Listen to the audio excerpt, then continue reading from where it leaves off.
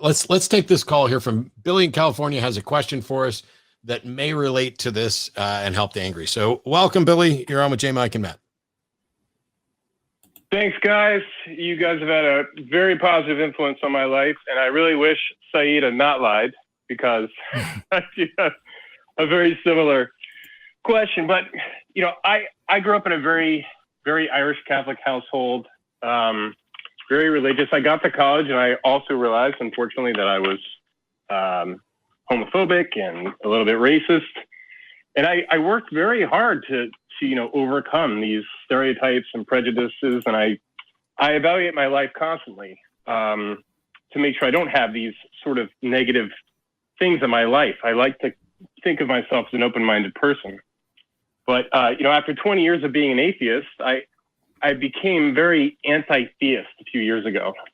It also happened to coincide with my, you know, AA and recovery and things like that, which I did promise the call screener would not talk about.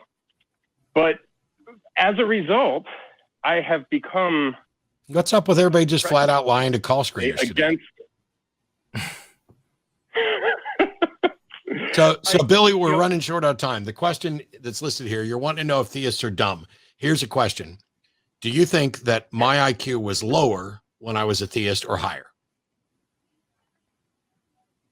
That's a great point. Okay. Exactly the same. No, actually, it was higher because it tends to go down as you age. But IQ is also just a measure of how good you are taking an IQ test. I don't give a shit about what somebody's IQ is, but colloquially, am I smarter now? It depends on how you're going to define smarter. But was I dumb just because I believed the thing that people around me believe? The fact is, human beings are flawed thinkers. We're all going to believe things for bad reasons.